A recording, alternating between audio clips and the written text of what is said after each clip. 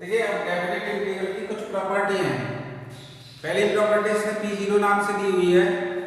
P0 equal to P0, यहाँ पर ये आइडेंटिटी थी, इसमें a to b f x dx equal to a to b f t dt। यानी इसका मतलब ये था, इस प्रॉपर्टी का मतलब ये है कि आप इस प्रॉपर्टी में अगर कोई फंक्शन f का है तो उसे t में बदल सकते हो। ठीक है, f वाले को t में बदल सकते हो और ठीक है t वाले को f में बदल सकते हो। केवल ओनली वन फंक्शन के लिए बात कर रहा हूं, ऐसा नहीं है कि किसी में t मान लिया है फिर उसको बदल रहे हो। ठीक है, अगर सेम सिचुएशन है डेफिनेट इंटीग्रल की, ये कंडीशन है f(x) को तो ये लिमिट चेंज कर रखी है तो आप इसको बदल सकते हैं। ठीक है, फंक्शन को अगर आपने लिमिट चेंज कर ली है तो आप उसको बदल सकते हैं। ऐसा नहीं है कि डायरेक्ट लिमिट चेंज नहीं की और आपने बदल दिया तो ये गलत हो जाएगा। ठीक है, सेकंड P1 है। देखिए P1 प्रॉपर्टी है, इसमें इसने दिया हुआ है P1 की कंडीशन पर a to b f x dx ये दिया हुआ है। ठीक है, और इसको आप माइनस लगा के लिमिट को इसको चेंज कर सकते हैं, b टू a लिख सकते हो। ठीक है, f x dx इस तरह से इसको कर सकते हो। ठीक है ना, समझ में आ गया। अगर इसमें अगर सेम लिमिट दी हुई है a to a, it means कि ये फंक्शन क्या होगा, उसका 0 होगा। f x इक्वल टू क्या आता है, 0। अगर कहीं लिमिट सेम लिमिट दोनों ही आ रही है, सेम साइन की है, सेम लिमिट है तो 0 हो जाएगी वो वैल्यू। ठीक है, और नहीं तो लिमिट को इंटरचेंज कर सकते हैं, कभी भी कर सकते हैं आप इसको। यहाँ पर मान लीजिए इस तरह से लिखा हुआ है, माइनस का a टू b लिखा हुआ है, f x dx लिखा हुआ है तो इसको बदल सकते हो आप, माइनस से a टू b कर सकते हो। ये मैंने इंटरचेंज कर दिया, यहाँ पर माइनस साइन ले लिया, f x dx।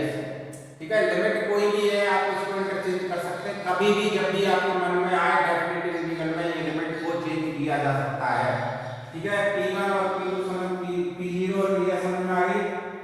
अब किसी लिमिट को किसी में ब्रेक करना हो, वैसे मैं इसको यूज नहीं करता हूँ पर मैं तुम्हें समझा देता हूँ कि किस तरह से अगर ये यूज करना है, मान किसी स्टूडेंट को यूज करना ही है तो कर भी सकता है। जैसे ये P2 की कंडीशन देखिएगा, P2 पर क्या है, f a to b f x dx। ठीक है, अगर ये लिमिट दी हुई है, इस लिमिट के अनुसार इसको चेंज करना है तो कोई लिमिट ब्रेक बीच में कर लीजिएगा, c टू a, c से a तक f x dx plus c to b f x dx, यानी इस तरह से आप लिमिट को ब्रेक कर सकते हैं। ठीक है, a से पर बीच में मिडिल पार्ट कोई c है उस पर ब्रेक कर दिया, a से b a c b, इस तरह से a b का था हमारा, एक c और बीच में डाल ली तो b हट जाएगा, तो a से c तक फिर c से b तक ये लिमिट मैंने दो पार्ट तक तोड़ी जा सकती है। ठीक है, इसका यूज नहीं करते हैं मोस्टली, अपनी बहुत से टीचर करते हैं, मैं तो नहीं करता इसको, पर फिर भी याद रखने के लिए ये सफिशिएंट है कि आप याद कर लेंगे। नेक्स्ट है P3।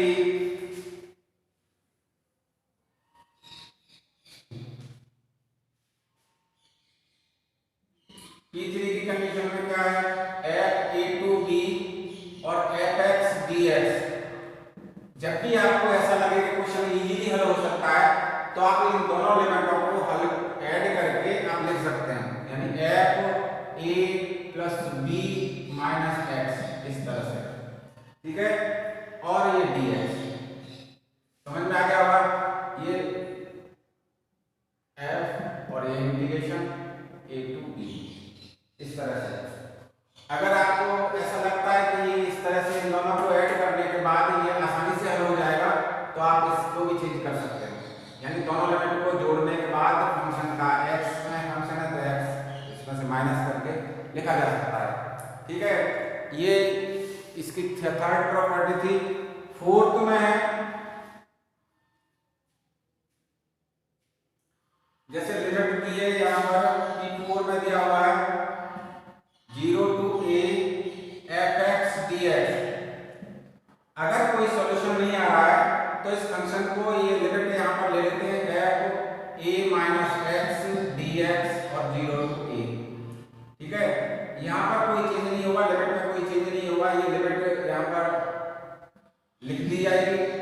a माइनस के एक्स लिख दिया जाएगा। ठीक है, ये भी यूज की जाती है, बहुत सारी वैल्यू में यूज होती है, तो इसको तो ध्यान रखना ही है कि ये फंक्शन और ये प्रॉपर्टी लिखनी होती है जब क्वेश्चन हल कर रहे होते हैं, तो इन प्रॉपर्टियों को लिखा जाता है। ठीक है, property number 5,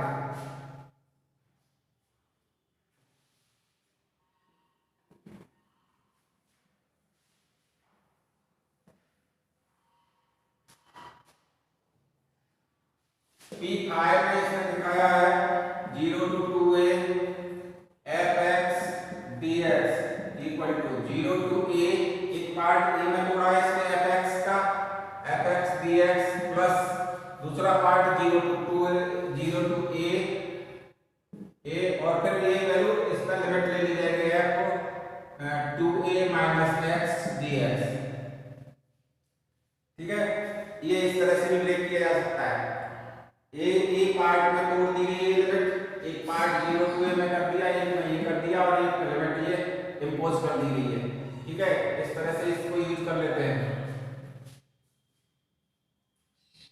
question number property 6 में देखिएगा, यहाँ पर है integration 0 to 2a fx dx equal to 2 integration of 0 to a fx dx if यहाँ पर ये कंडीशन है if f 2a minus x equal to fx हो जाए, यानी इसमें ये लिमिट इंपोज दी गई है। देखिए डायरेक्ट समझ लीजिए, ये अगर लिमिट इंपोज करते हैं और यही वैल्यू आ जाती है, इस पर थोड़ा सा डिटेल करते हैं। इसलिए यहाँ पर अगर मैं इसमें ये लिमिट इंपोज की, ठीक है, यहाँ पर इंपोज करूंगा तो 2a माइनस एक्स होगा, 2a माइनस एक्स, यानी कि मैंने इसको लिखा है f 0 to 2a f 2a minus x dx। अगर ये आता है और ये जो वैल्यू है ना f 2a minus x equal to fx के इक्वल आता है, तो आप इसको इस तरह से लिख सकते हैं, यानी कि 2a लिमिट इंपोज करने पर भी, जैसे कि साइन 180 यानी पाई माइनस थीटा लिखा है, तो ये वैल्यू तो साइन थीटा ही रहेगी। ठीक है, यानी कि इस पे वैल्यू का कोई लिमिट अंतर नहीं पड़ा, जैसे साइन थीटा यहाँ पर 0 to पाई लिया डी थीटा। अब मैंने इसको किया साइन पाई माइनस थीटा, ठीक है, 0 to पाई डी थीटा, यानी कि ये तो वैल्यू 0 to पाई और ये sine theta, sine 180 minus theta equal to sine theta ही रहता है, तो साइन थीटा रहा डी थीटा। ठीक है ना, अब ये वैल्यू आ गई। यहाँ पर मैंने देखा कि इसमें कोई चेंज नहीं हुआ, जब कोई वैल्यू चेंज नहीं हुई तो मेरा हल करने का मतलब बेकार रहा। इसका मतलब ये था कि ये वैल्यू इस पर नो सॉल्यूशन दिखा रही है, तब क्या करेंगे, आप यहाँ 2 ले लेंगे और इसकी limit 0 to pi by 2 half कर देंगे, साइन थीटा डी थीटा कर देंगे। ठीक है, लिमिट यहाँ पर एक 2 ले लेंगे और इसमें बाई 2 कर लेंगे, लिमिट अपर लिमिट पर बाई 2 करना है, दोनों लिमिटों पर नहीं करना है। ठीक है, अपर लिमिट बाई 2 कर लेना है और 2 का मल्टीप्लिकेशन फंक्शन में कर लेना है। ठीक है, समझ में आ गया कि नहीं आया? अब देखिए यहाँ पर एक ऑड और इवन की वैल्यू रहती है, और अगर ये माइनस का साइन आ गया हो इसमें, अगर लिमिट इंपोज करने पर, जैसे कि f 0 to a sine theta D theta equal to यहाँ पर आ जाए माइनस के 0 to a sine theta D theta, अगर ऐसे कहीं माइनस का साइन आ गया हो लिमिट लगाने के बाद, ठीक है, यानी कि आपने ये किया था पहले, मैं आपको लिख देता हूँ a माइनस थीटा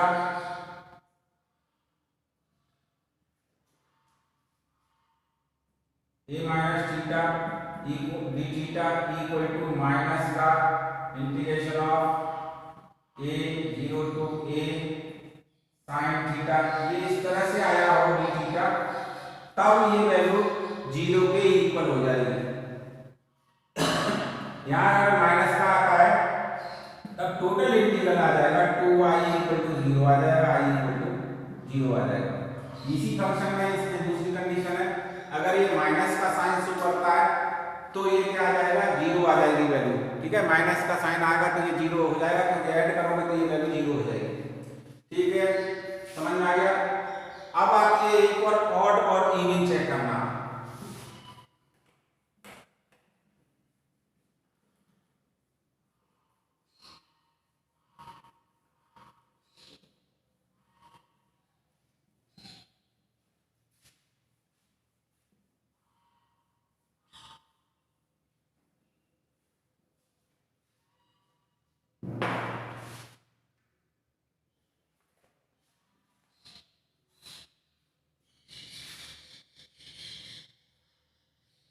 P7 देखिएगा, ये इंपॉर्टेंट पी है प्रॉपर्टी बार बार लगती है।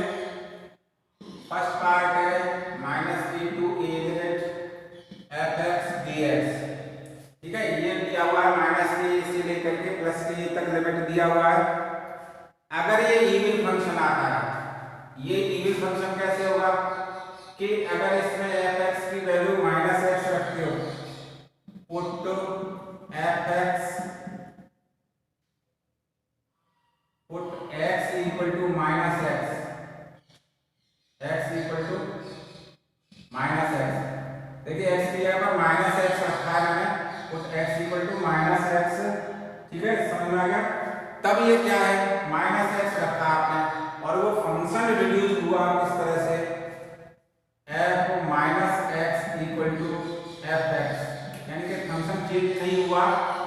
ठीक है, जैसे मान लीजिए cos माइनस थीटा रखा तो f ऐसे देख लीजिएगा, cos x dx equal to हमें निकालना था माइनस a इंटू a से निकालना था। तो देखिए यहाँ पर मैंने क्या रखा, x की जगह पर f x equal to cos x था।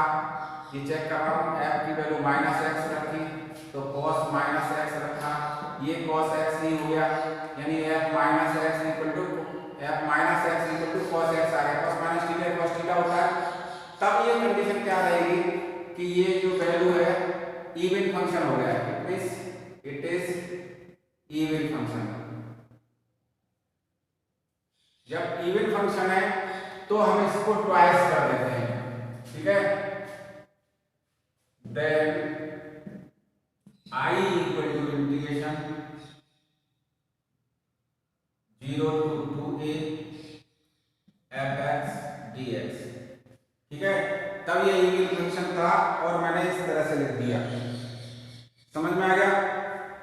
और अगर ये वैल्यू नेगेटिव हो जाए तो आई इक्वल टू क्या आ जाएगा,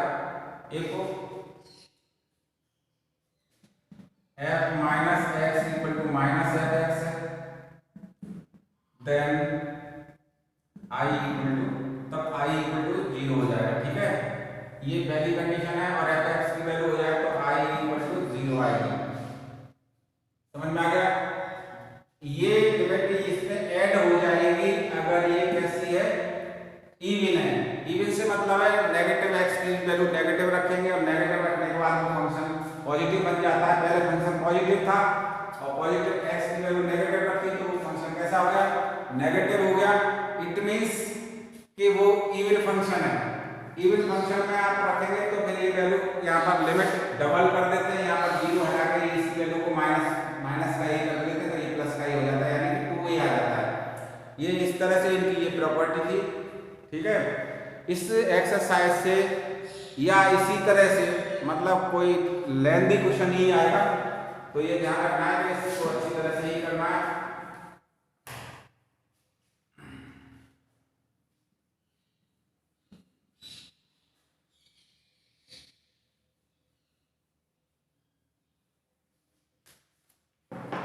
ये तो तुम्हारा इसके लिए फॉर्मूले बेस्ड मैंने समझाया था कि ये किस तरह से रहेगा। अब मैं इसकी एक्सरसाइज कराऊंगा तो वो एक्सरसाइज नेक्स्ट वीडियो में ही हो पाएगी। ठीक है ना, तो इस तरह से इनको प्रॉपर्टियों को बार बार लिखिएगा, यूज करिएगा तो ये अच्छी तरह से याद हो जाए।